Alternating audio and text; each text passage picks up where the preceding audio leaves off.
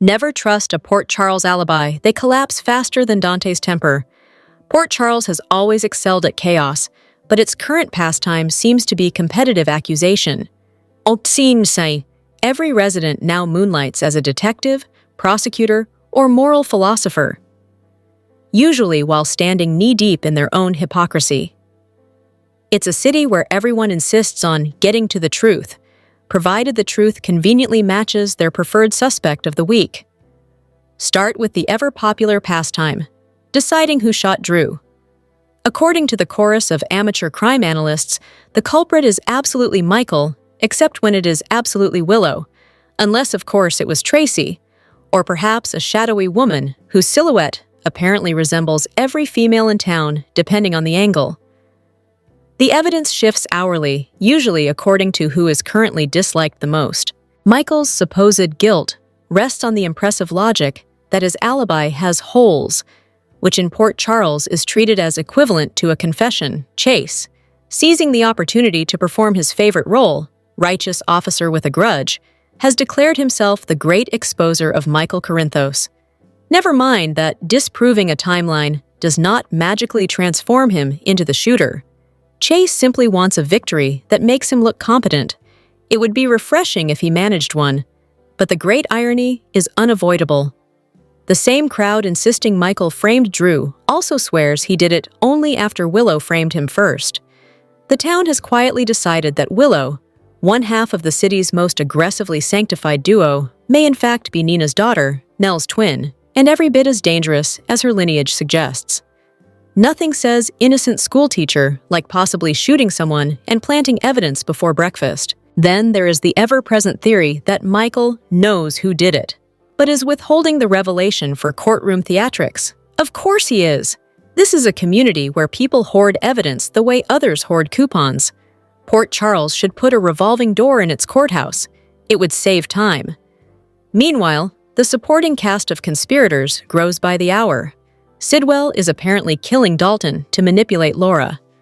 Dalton may have destroyed his own lab to frame Rocco. Britt may or may not be complicit. And A.D. Turner is simultaneously incompetent, overworked, and secretly remorseful, depending on which rumor mill is spinning that day. And through it all, Chase soldiers on, proudly convinced he is on the brink of dismantling Michael's life. The enthusiasm suggests less the diligence of a seasoned investigator and more the glee of a man still nursing emotional wounds from a former romance. The deeper he digs, the more he resembles Drew too. Drew, obsessed, misguided, and destined to discover he has implicated the wrong person entirely. His greatest ally in this mission? Self-righteousness. His greatest enemy? Evidence. If Port Charles held an award ceremony for misplaced rage, Dante would accept the trophy before the commercial break. His specialty remains blaming Gio for anything Rocco does, even when half the town witnessed Dalton dragging the boy to the voting station like a melodramatic mall cop. Dante's habit of escalating from calm to outraged in seconds has become an art form. He scolds, accuses, fumes, and then deploys the infamous guilt-soaked puppy dog eyes, as if emotional whiplash is a form of parenting. One almost expects the local meteorologist to report a 90% chance of Dante losing his temper before noon. Brooke Lynn's silence during his tirades is baffling. The woman famously capable of counterattacks somehow becomes mute when her own child is barked at. The audience waits for her hand to make long overdue contact with Dante's face, but decorum prevails, unfortunately.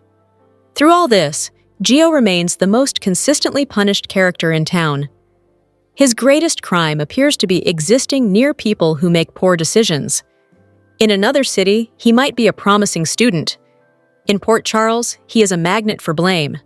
Rocco, meanwhile, is being fashioned into the latest sacrificial lamb.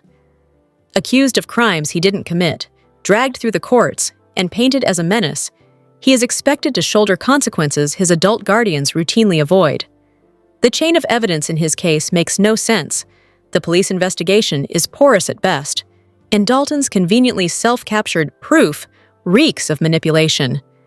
Yet somehow, according to an impressive group of finger-pointers, the true villain is a teenager with an undeveloped frontal lobe. The moral rot at the core of Port Charles is perhaps best illustrated by the adults who insist they are paragons of righteousness while behaving demonstrably worse than the youth they condemn. Portia, for instance, has perfected the fine art of outrage, selective outrage. She scolds Curtis for kissing Jordan, but carefully omits the minor detail of sleeping with Isaiah. And just when the town grows weary of her moral gymnastics, she adds a pregnancy with an uncertain father. For a doctor, she displays remarkable ignorance about the consequences of her own choices.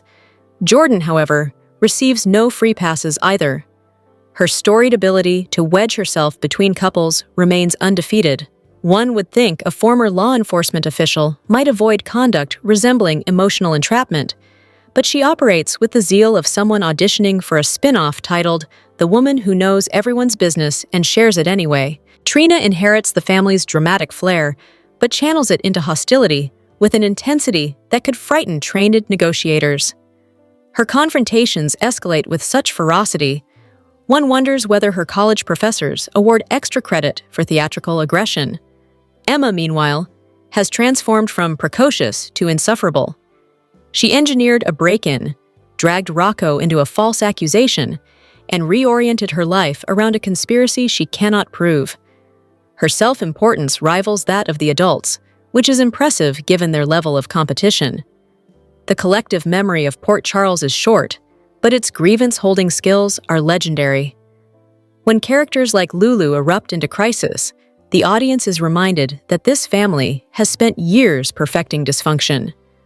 Between criminal grandfathers, kidnapped children, comas, and the occasional case of being raised by a stranger with a stolen embryo, it is a wonder any teenager in this city can form a coherent sentence. The town has a remarkable capacity to label certain characters spoiled, annoying, or unlikable, while ignoring the avalanche of trauma these young people inherited before they hit puberty. But empathy is rarely fashionable in Port Charles. Accusations are. In Port Charles, hypocrisy is not a flaw. It is a civic custom, passed proudly from one generation to the next like a tarnished family heirloom. Every scandal arrives wearing a name tag, and every name tag immediately inspires a fresh round of blame shuffling among people who have absolutely no business judging anyone else. Take the ongoing spectacle surrounding Dalton's imminent demise, a plot twist so heavily foreshadowed that even the pigeons in the park have started placing bets. Dalton has spent weeks manufacturing accusations, fabricating evidence, and dragging minors into legal chaos, all while handing the police proof that somehow bypassed, of all things, the police. When a scientist supplies his own crime scene documentation, the reasonable response would be skepticism.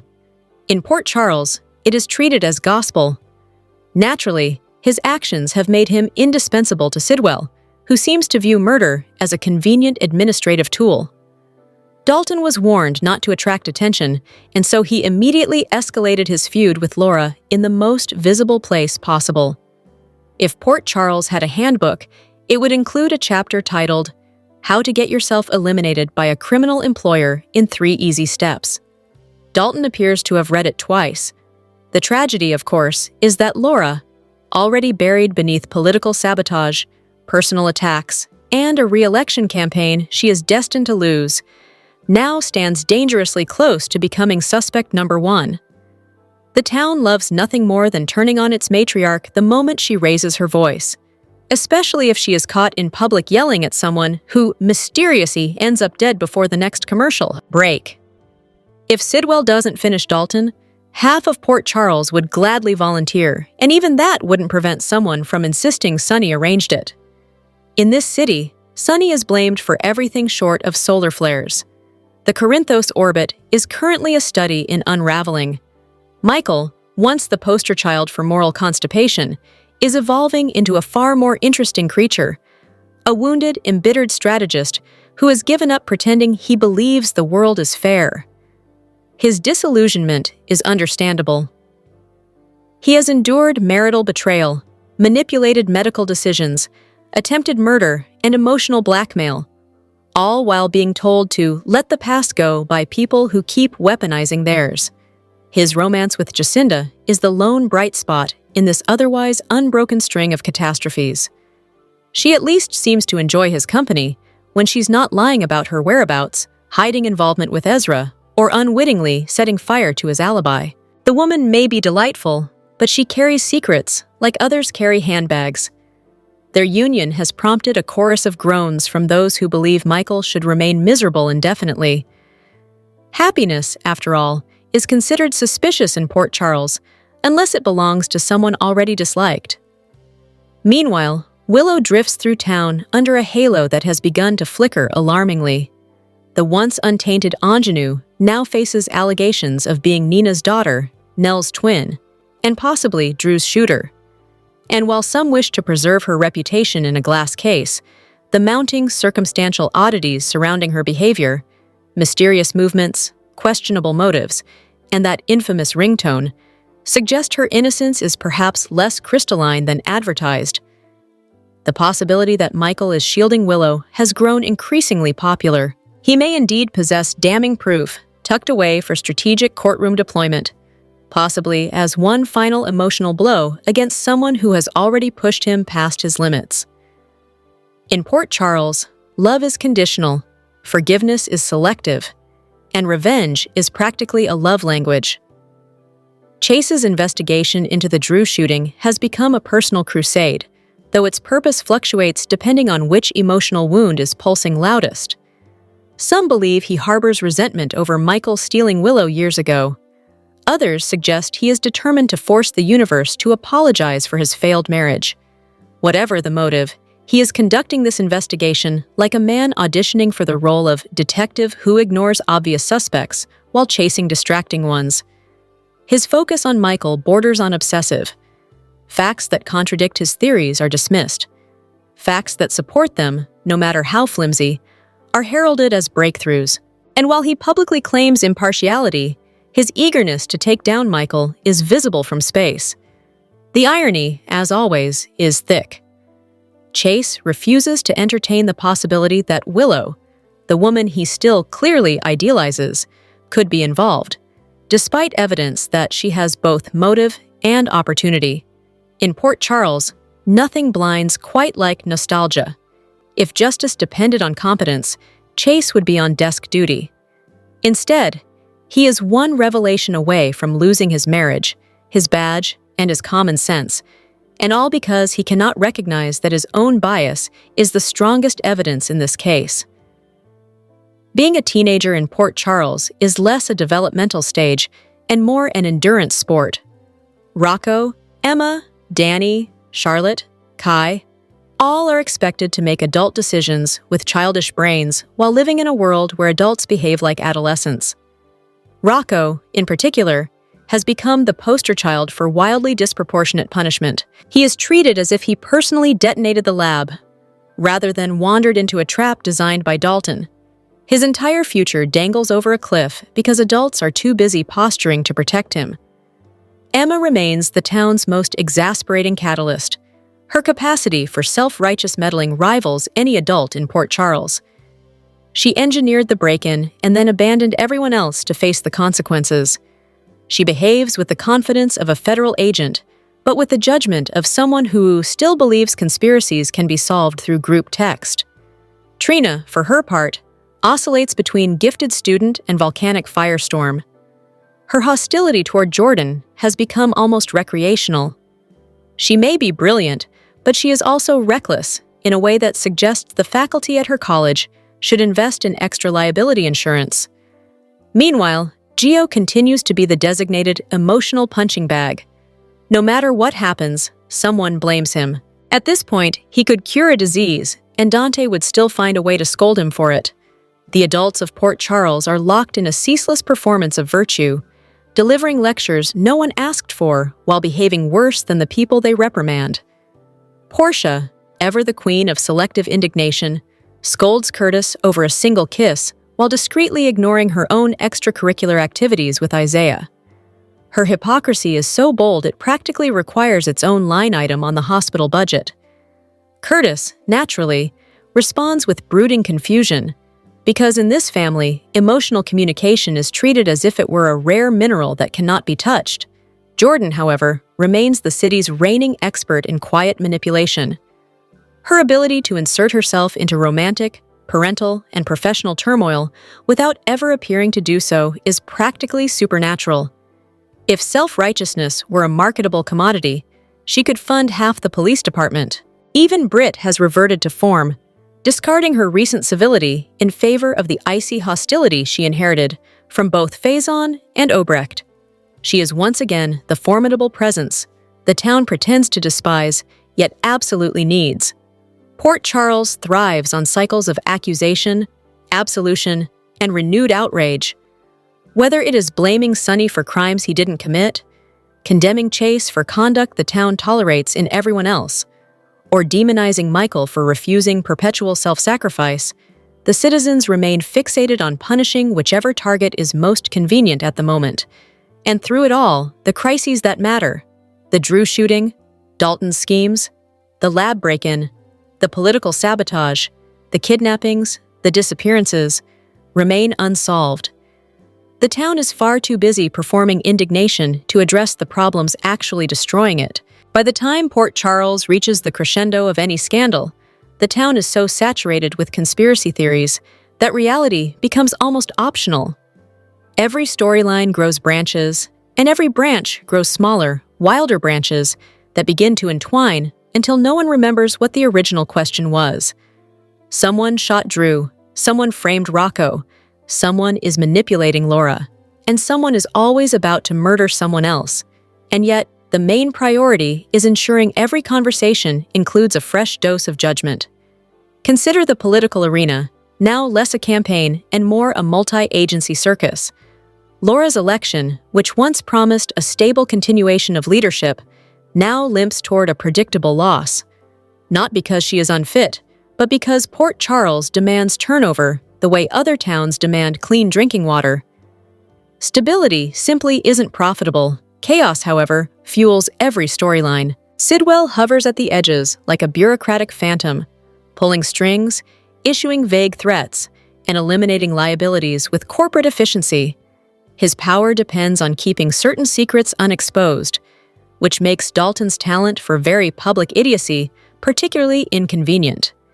And yet, Dalton's downfall, whether by Sidwell's hand or someone else's, will inevitably be repackaged as another scandal for Laura to shoulder. The mayor, already juggling an accused grandson, a city losing faith, and a re-election campaign dissolving like wet tissue, now prepares for the ultimate humiliation, discovering Dalton's corpse just in time for the evening news. Port Charles does love dramatic timing. Sonny, ever the gravitational center of Port Charles' dysfunction, remains perpetually blamed for crimes ranging from legitimate to imaginary. If a bird falls from a tree in upstate New York, someone somewhere accuses Sonny Corinthos of orchestrating it. His interactions with the ADA are a perfect microcosm of the town's delusions. He distrusts her. She distrusts him. He threatens. She recoils. And beneath it all lies the uncomfortable truth that her proximity to him has compromised her career far more than any act of corruption could. Their dance is equal parts flirtation, fear, and professional self-harm. Yet even Sonny finds himself overshadowed by the town's current fixation, Michael's moral and emotional decay. The once pristine Corinthos heir has evolved into a sharper, colder figure, no longer a peacemaker, but a man who trusts neither family nor fortune to shield him from betrayal. And why should he? Every relationship he has invested in has either been weaponized or exploited. Jacinda's presence offers momentary relief, but even that refuge trembles under accusations of dishonesty. Her connections, her movements, even her career become fodder for speculation. In Port Charles, a woman's smile can be interpreted as a conspiracy. Meanwhile, those who proclaim Michael's downfall inevitable forget a crucial detail. Michael Corinthos is consistently underestimated. He is methodical, calculating, and far more intelligent than those attempting to dismantle him. Any detective who confuses wounded vulnerability with incompetence is practically begging to be humiliated in court. The teens of Port Charles function as a mirror reflecting their parents' failures. They stumble, break rules, make questionable choices, and are promptly condemned by adults whose own adolescence was a parade of criminal trespass, emotional instability, and catastrophic choices. Rocco remains the clearest victim of this hypocrisy. His life has been a revolving door of trauma, a mother in a coma, a stop-and-start family structure, a biological origin story involving stolen embryos, a stepmother murdered, and a father with a hair-trigger temper. The adults around him then act shocked when he missteps, as though the boy should be meditating in the park instead of unraveling under the weight of accumulated chaos. Emma, the very architect of the recent disaster, escapes accountability with remarkable ease. Her history of attracting trouble across state lines apparently entitles her to lecture others on ethics. Rocco, the youngest and most impressionable of the group, became her easiest mark. Her willingness to leverage his insecurities for her own purposes should have raised alarms. Yet somehow, she is treated as the responsible one. Charlotte and Danny observe from the sidelines, contributing to the drama when required, but otherwise serving as reminders that the young people of Port Charles are expected to navigate labyrinths designed by adults who themselves routinely get lost in them. Kai, whose storyline evaporates without explanation, one of Port Charles' greatest traditions, will undoubtedly reappear just in time to be blamed for someone else's crisis. Portia, Jordan, and Curtis have created a feedback loop of misplaced righteousness that could power the city's electrical grid. Their entanglements exemplify Port Charles' logic. Lies are unforgivable unless delivered by the speaker. Past betrayals only count when someone else committed them. And hypocrisy is measured not by severity, but by narrative convenience. Portia's fury at Curtis for a single kiss would be almost admirable if it weren't overshadowed by her own affair with Isaiah, a complication she conveniently tucks beneath the rug every time she raises her moral index finger. The shock of discovering her pregnancy comes with the additional thrill of not knowing the father, elevating her situation from hypocrisy to performance art. Jordan, meanwhile, occupies an enviable position as the town's unofficial moral referee. Her interactions with Curtis remain an exercise in nostalgia, manipulation, and strategic timing. Her self-positioning as an honorable figure would be more convincing were she not the architect of multiple disruptions in Curtis's past relationships. Even her defense of Portia's children veers into territory best described as maternal cosplay. Curtis spends most of his time performing emotional exhaustion, and frankly, who can blame him? The situation becomes even more absurd when Trina, Portia's daughter and presumed moral compass, launches into aggressive tirades against Jordan. The hostility is so intense, it borders on theatrical violence. One half expects her to burst through walls like a soap opera superhero fueled by righteous indignation. Britt's reemergence as her old self, sharp, caustic, unapologetically cutting, provides a refreshing counterpoint to the sanctimony engulfing the town. When she declines to rescue Rocco in court, or refuses to correct blatant misinformation, it is not an act of cruelty, but a reminder that Britt operates under her own laws. She is a daughter of Obrecht and Faison. Basic compassion is not her brand. Precision, intelligence, and grudges are. And with Dalton's corruption layered across the lab investigation, her involvement is poised to return her to villain-adjacent brilliance. The town should be grateful. Someone competent must exist. Port Charles has reached a point where residents fabricate elaborate revenge fantasies as readily as grocery lists. Certain imaginations in town have become particularly ambitious. Schemes involving Stella as the surprise shooter, Britt orchestrating a takedown of Portia, Jordan planting evidence, Portia in prison, Curtis raising a stolen baby, Trina unraveling psychologically, and half the cast rotating through kidnapping plots. These fantasies, however theatrical, speak to a deeper truth. Many citizens feel the writers of their lives have grown uninspired. When viewers of their own lives begin drafting superior dramatic arcs, the situation has become dire. And yet, these imagined storylines reveal something else. No one in Port Charles is truly satisfied until someone is crying, imprisoned, betrayed, or dead. It is the city's preferred emotional currency. Rory is being quietly groomed as the next archetypal leading man. Young Sonny, only prettier, softer, and possibly more morally ambiguous. Brennan, meanwhile, continues his reign as the shadowy puppet master of pikemen, confirming the long-held suspicion that international mercenary corporations are better managed than Port Charles City Hall. Isaiah's sudden character shift suggests an imminent departure, and if the gossip is correct, he may exit with a storyline twist meaningful enough to deepen Portia's misery. Rocco's father, Dante, should perhaps worry about his own implosion before judging anyone else's. And Michael, the town's favorite punching bag of late, must now brace for Chase's attempt to obliterate his alibi. But even if Chase destroys it, the result will merely expose Jacinda's secrets, not Michael's guilt. The real danger is emotional, not legal. Michael risks losing the last fragments of trust he has managed to salvage. Dalton will almost certainly be found dead. Laura will probably discover him. Chase will misinterpret the evidence. Sidwell will seize the opportunity. Sonny will be blamed. Britt will smirk. The ADA will panic. Emma will remain insufferable. Portia will continue lecturing from atop a glass pedestal. Jordan will stir the pot while insisting she's holding the moral high ground. Trina will ignite without warning, and Michael will stand at the center of the storm, battered but not defeated. Port Charles will then do what it always does. Forget half of last week's chaos to make room for next week's catastrophe, because in this town, nothing is ever resolved, only replaced. It's Laura versus Dalton, and only one may survive. Election day has arrived in Port Charles, but of course, Laura has more important things on her mind. Her teenaged grandson was just sent to jail for a crime he didn't commit, and she knows Dalton is lying about it.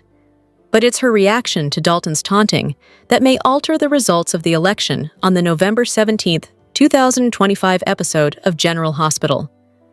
While Rocco is being held in a jail cell until his bail hearing, his family has been in scrambles trying to save him. As Dante learned the truth from Gio and Lulu contemplated her next move, Laura needed to do her civic duty and vote. She ran into Elizabeth and Nathan at the polling place full of voters, but it was when Dalton walked in that things took a turn. The professor began taunting the mayor over her jailed grandson, and Laura being Laura, she wasn't about to go down without a fight. In front of several witnesses holding their phones, Laura tore into Dalton for going after a child and lying about what happened in his lab. Then, in a moment that shocked characters and viewers alike, Laura slapped Dalton across the face in a moment of rage. Of course, slapping a civilian in a room full of witnesses and a cop is sure to be a deciding factor in Port Charles's vote for mayor, but that's not all this slap may do. The General Hospital spoilers preview for the week tease a horrified Laura just as Sidwell exacts revenge. Could Dalton's days be numbered, with Laura there to take the fall? Maurice Bernard and Jeannie Francis have come to a conclusion that General Hospital don't do couples anymore, and fans have noticed this shift as well. General Hospital stars Maurice Bernard and Jeannie Francis wondered where the love had gone in Port Charles in their recent State of Mind podcast discussion. Lately, much of the focus has been on political scandals, family drama, and crimes. The actors aren't the only ones who feel this way. Soap fans in general want a return to love in the afternoon. On Sunday, November 16th, Francis joined Bernard on his State of Mind podcast. They recently remembered their late co-stars, Tristan Rogers, Tyler Christopher, and more. The two also noticed a glaring problem with the show. Currently, there are no romantic storylines. Bernard noticed that the powers that be don't do couples anymore. Francis agreed, noting, "They don't." Bernard recalled GH's heyday in the early 90s, when there were power couples like Luke and Laura, Lois and Ned, and Sunny and Brenda. He noted, "Couples were a thing." He noticed they haven't focused on many romantic storylines. "Do you think the pandemic changed it because of intimacy?" Francis asked. "Maybe, yeah. I mean, it could be true. I truly believe... Look, I don't question anybody how they're doing their jobs, but they should get back to couples," Bernard said. He claimed that it helps soaps. Francis couldn't agree anymore. They're not the only ones who feel this way. Soap fans in general have wondered where the love has gone. Fans across all soaps want more love in the afternoon.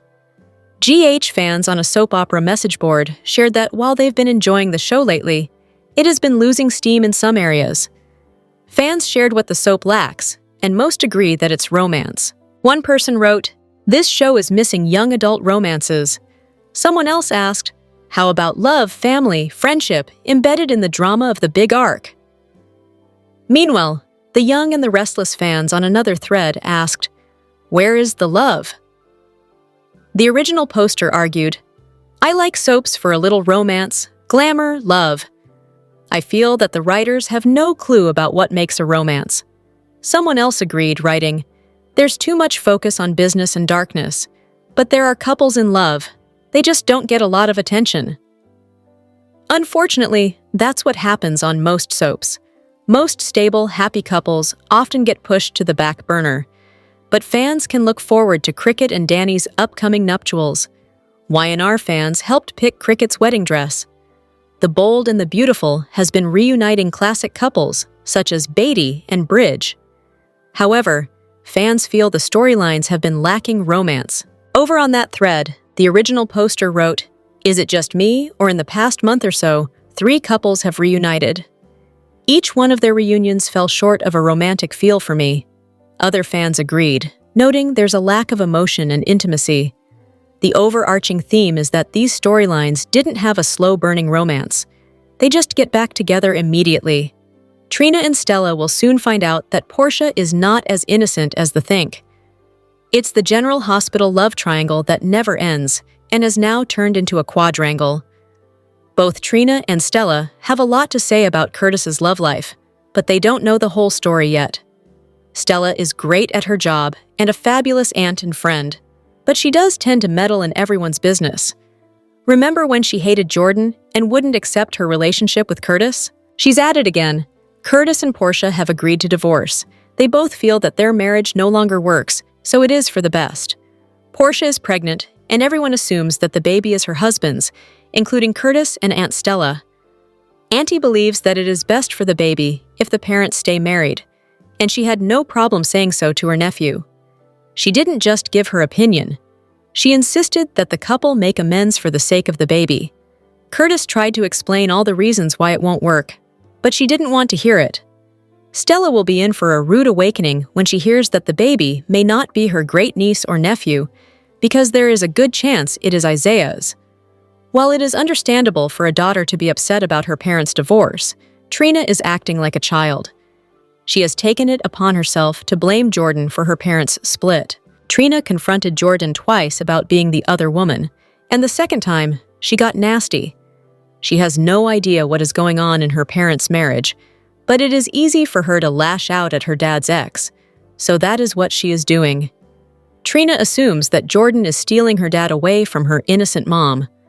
Jordan never got over her husband leaving her and has been in love with him the whole time he has been married to Portia, but she never took any action about it. Curtis never cheated on Portia with his ex or anyone else. Unfortunately, the same cannot be said for the GH Chief of Staff. She has been sleeping with Isaiah, and he very well could be her baby daddy. Trina will have to eat her words when the truth finally comes out. Not everyone loves what Emma has been up to. Brayden Bruner recently celebrated her first anniversary playing Emma on General Hospital. Fans are very vocal about their opinions of the character, both good and bad. Bruner is doing a great job at playing new Emma, who is no longer the little girl we once knew. She has grown up and has become a strong young woman.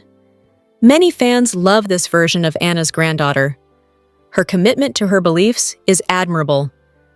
Animal rights is her cause, and she is willing to do whatever it takes to put a stop to animal experimentation. Viewers love her relationship with Gio. It has been a sweet love story, where the kin began as friends and slowly developed feelings for each other. Their insecurities after their first kiss were adorable, and the way that they protect each other is something other couples could learn from. Emma's strength and encouragement towards Gio when he discovered the truth about his family were both caring and mature. If he goes back to the Qs, they will have Emma to thank. Some fans took a while to warm up to the new Emma. They missed Brooklyn Ray Silzer in the role and the sweetness of the younger version. Eventually, most came around to the fact that the Scorpio grandchild had grown up and changed. Emma's latest storyline has given some viewers a new reason to dislike her. They are angry that she involved the underage teens in her plan to take down Dalton, and now Rocco is paying the price. One Facebook user summed it up. "Emma is nothing but trouble," they wrote. "Her poor choices lead the others into trouble on a regular basis.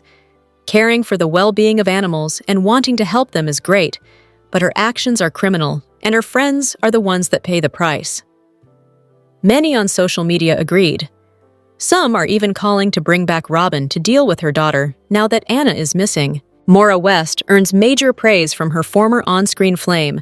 Rick Hurst. Rick and Ava may have gone from lovers to love to screw each other over on General Hospital, but life does not imitate art for Rick Hurst. GH's Rick and Ava have had sparks flying from the jump for various reasons. The chemistry between West and Hurst is off the charts, especially when their alter egos are at odds. Then again, is there anyone West doesn't have chemistry with? Seriously, Ava and Sidwell are on fire as they circle each other. Back to Hurst. The beloved actor recently stopped by the locker room where he was asked about working with fan favorite West. Hurst made it crystal clear he can't get enough of the uber-talented actress. "She is delicious. She is the ice cream sundae with the cherry on top all day long."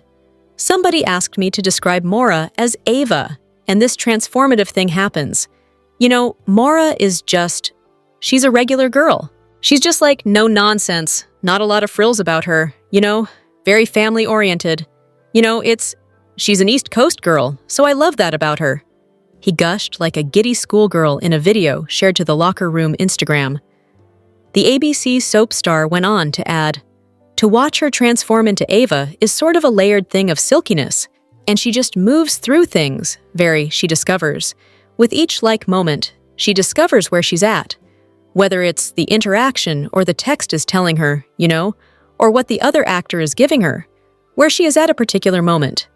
It's the most beautiful thing to watch and be a part of, 'cause she's a great dance partner. She's just an amazing dance partner." The high praise from Hurst regarding Maura had GH fans filling in the comments section of the social media share to gush over the GH stars. "Man, I love his descriptions of her acting," said one fan. Another fan stated, "What a great storyteller Rick is." A different fan gushed over the two soap stars. "Loved Rick on GL and Maura on ATWT, really enjoying them now on GH, and wish they were still a couple because they are great together." Listening to Hurst speak about West only makes us want to see Rick and Ava mixing it up in Port Charles even more. Kate Mansi took on the viral TikTok trend and managed to get Kristen Vaganos and Rory Gibson in on it with her. Kate Mansi is always up for some fun with her General Hospital castmates. This time, she upped the ante and took on a viral TikTok trend that the Young and the Restless star Michelle Stafford did with her on-screen son, Michael Gracide. On TikTok, Kate Mansi asked her GH siblings to help her out with a viral trend. Kristen Vaganos and Rory Gibson joined in on the fun, showcasing their ride-or-die energy. The mashup of Bees in the Trap by Nicki Minaj and What's Up by 4 Non-Blondes has been a viral sensation on social media platforms. Mansi rounded up her siblings, and they shot the video outside of what seems to be the building where GH films. Gibson opened up by singing the What's Up part, and the camera then panned to Vaganos and Mansi, who picked up the Bees in the Trap portion. The places where Gibson and Vaganos were standing could have easily been swapped. Molly is definitely more laid back on GH, especially when it comes to Michael and Christina. The sibling relationship between Christina, Molly, and Michael has always been complicated. Since the 3 recasts joined the show, the dynamic among the siblings has evolved. Their dynamic is more adult-like, and along with that comes more adult storylines. Christina and Molly have since moved past the surrogate disaster. However, the lie about Cody finding Rick is still hanging over Christina's head. Meanwhile, Michael is facing an impossible situation as the walls around him close in when it comes to Willow and who shot Drew. Christina will do whatever she can to help him, but Molly is the ADA. They both have their suspicions about his alibi, especially after seeing Jacinda at the Quartermain mansion following Monica's funeral. General Hospital recaps for Monday, November 17th. Reveal Sonny Corinthos lashed out at Justine Turner over her revoking Rocco Falconeri's plea bargain. Plus, Alexis Davis met with Felicia Scorpio, and Laura Collins slapped Professor Henry Dalton and called him a liar. In the courtroom, after Rocco's arraignment, Rick Lansing informed Sonny about his deal with Turner, prompting Sonny to lash out at Justine for betraying his grandson. She attempted to clarify that Professor Dalton had presented new evidence after her conversation with Rick, but Sonny was uninterested and demanded his grandson be released on bail. Justine reassured him that the state would not contest bail, yet Rick doubted her trustworthiness due to her courtroom conduct today. After Rick left, Sonny told Justine that Dalton was clearly setting Rocco up, and she was falling for it. Justine maintained she was merely fulfilling her duties, but Sonny argued that if that were true, she would investigate Dalton's assertions, especially since Rocco claimed he hadn't damaged the lab. Justine questioned how confident Sonny was in his grandson's honesty. He asserted he knew Rocco well, describing him as a good kid. Justine acknowledged the photos provided by Dalton, while Sonny pointed out that the police had never properly investigated the lab. He insisted that Dalton was concealing something and framing Rocco to keep it under wraps. Justine confessed she was not pleased about prosecuting Rocco, but it was her responsibility. Sonny contended that situations are not always clear-cut, and the system can fail. She promised Dalton's evidence would be thoroughly examined. Since Rocco was a sympathetic character, the jury might favor him.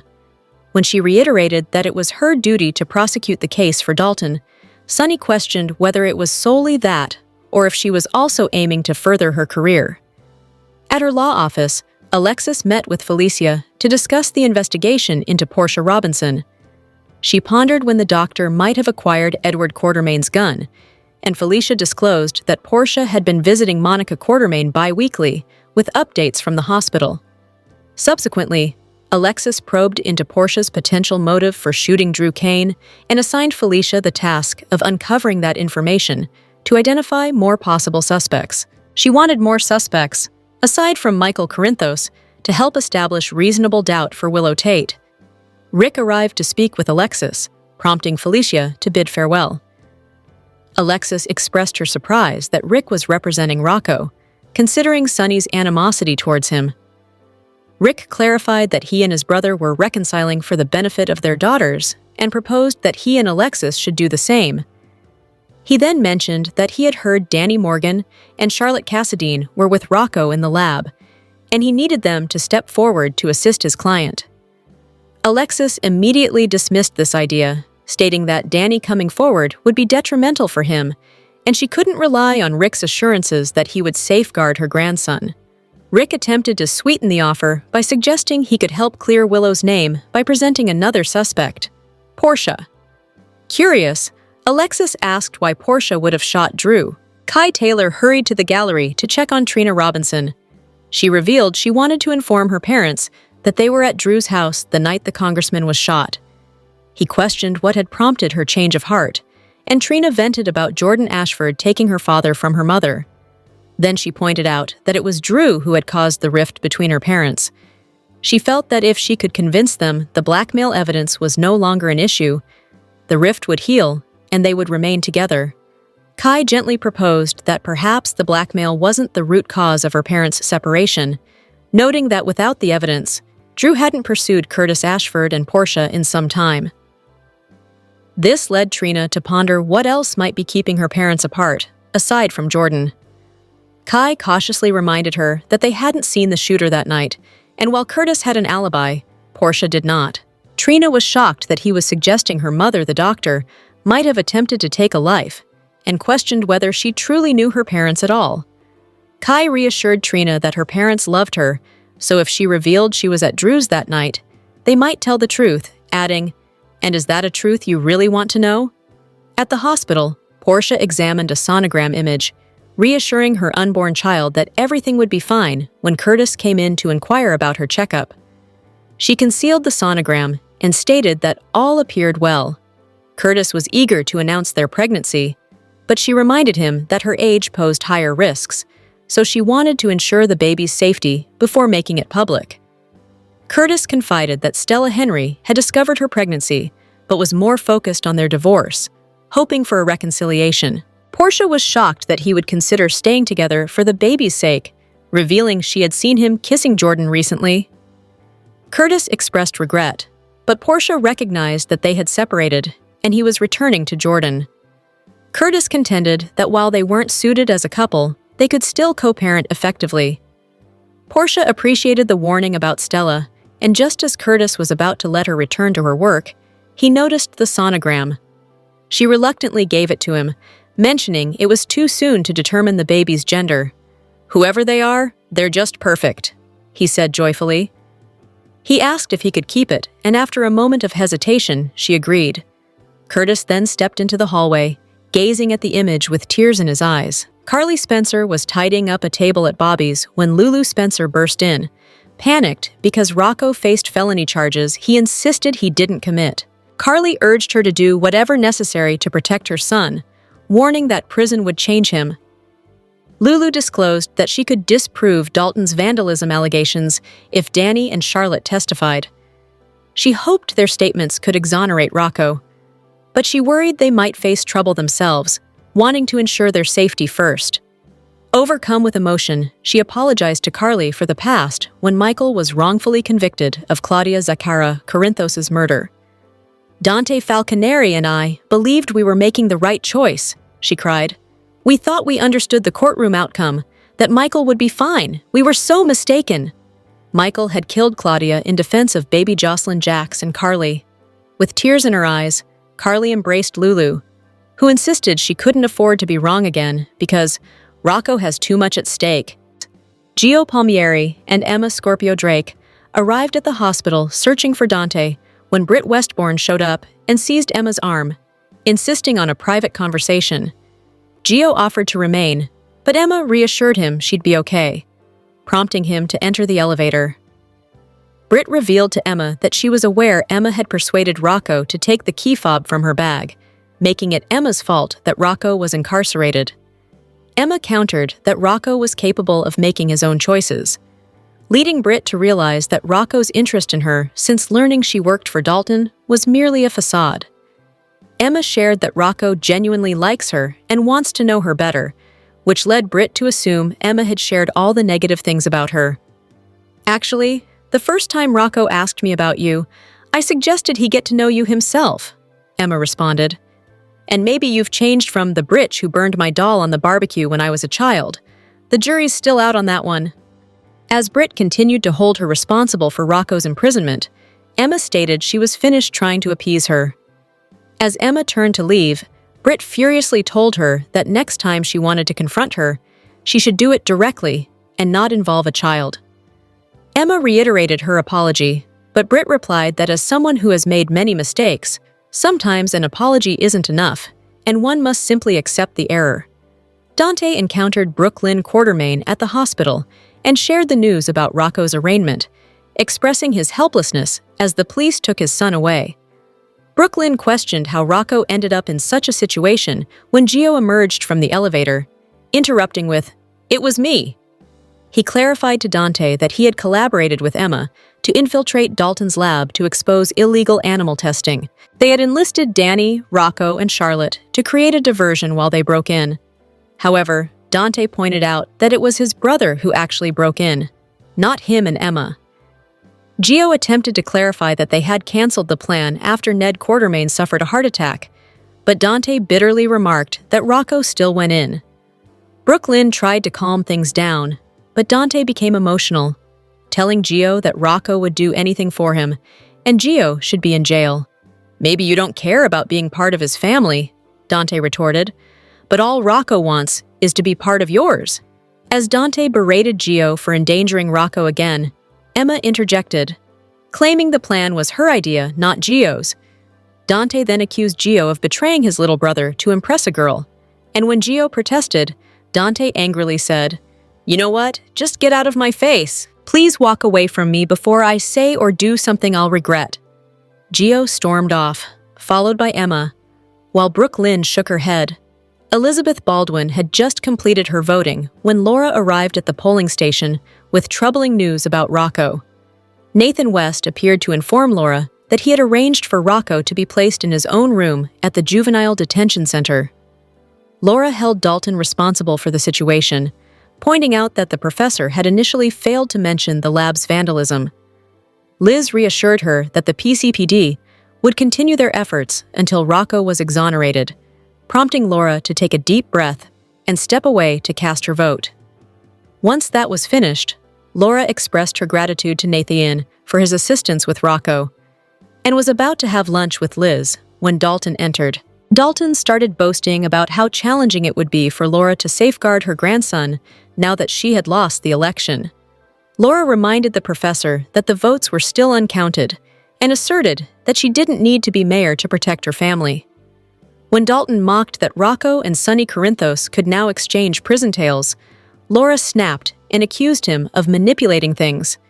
The other people in the room were observing, some filming on their phones as Dalton asserted he was the victim, while Laura furiously retorted, "No, you're not! You are a liar!" Dalton charged her with abusing her mayoral authority to assist her grandson in evading consequences. When Laura confronted him about wrongfully accusing an innocent teenager, he loudly questioned in front of all the onlookers if she was threatening him. Laura claimed he was faking the damage to his lab and vowed to fight him with all her strength. As Dalton kept scanning the room during her outburst, Laura yelled, "Look at me!" and slapped him to grab his attention. "You are attempting to frame my grandson for a crime he didn't commit," she spat. "And I assure you, this will not end well for you." But then Laura followed Dalton's gaze and noticed all the gathered voters, many recording with their phones, and her expression changed, obviously realizing it would hit social media. Share your thoughts in the comment section below.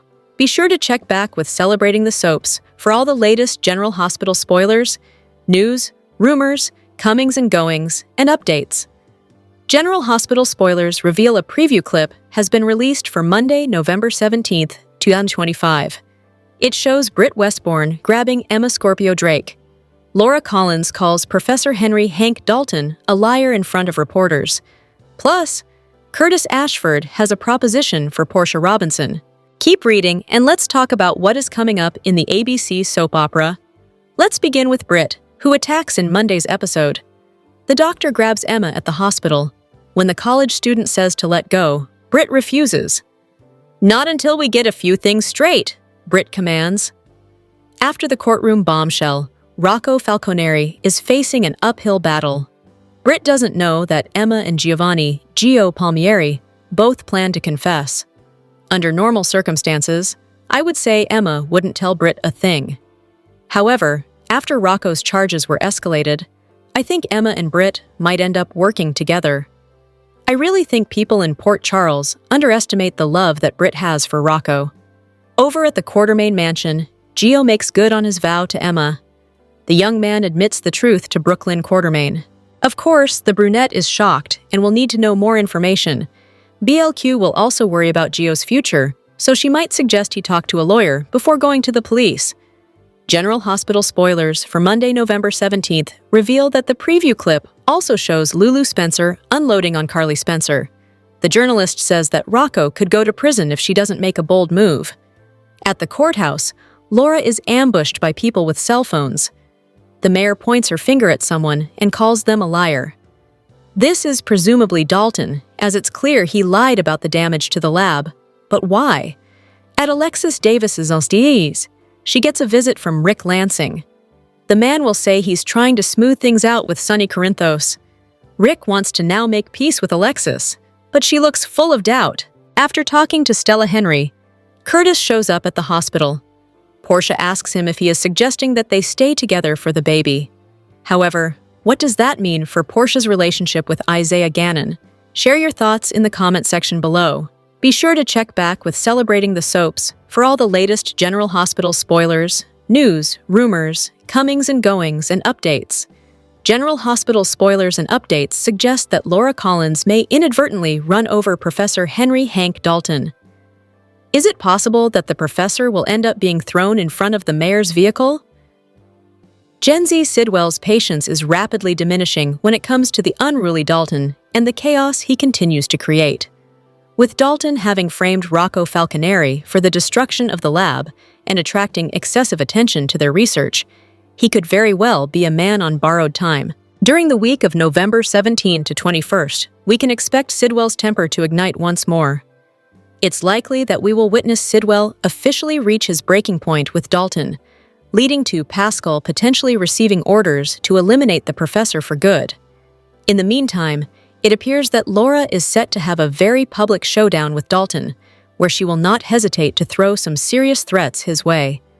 Since Dalton has framed Rocco and left Laura's grandson in a state of sheer terror, she might just have to issue a warning that he won't escape the consequences of his actions.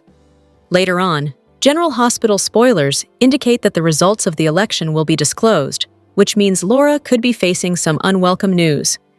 This entire Rocco situation might just be one scandal too many for the mayor to handle, so we'll have to wait and see if Ezra Boyle pulls off a victory. At some point, Laura will get into her car, and it's likely she'll be feeling quite distraught as she drives, with Rocco's anguish weighing heavily on her and the looming possibility of a mayoral defeat. Laura is in for a truly challenging night. That evening could take a turn for the worse if Pascal decides to throw Dalton directly into the path of Laura's vehicle. Sidwell might see this as an opportunity to eliminate Dalton while simultaneously getting back at Laura. If Sidwell's attempts to secure Sonny Corinthos' peers are thwarted in the end, he's bound to be furious. Sidwell may respond with significant retaliation, which means this Dalton situation could be interconnected with that. On November 20th, Laura is set to make a shocking discovery, potentially realizing that she has struck someone with her car. If it turns out to be Dalton, she might worry that it will appear as though she did it intentionally. The show has released an image showing Laura in tears inside her car, while Nathan West shines a flashlight on something in the vicinity. Could Nathan be examining Dalton's lifeless body after Laura accidentally runs him over? General Hospital spoilers suggest that some deadly drama involving Dalton is on the horizon, so stay tuned for updates on any surprises that may unfold.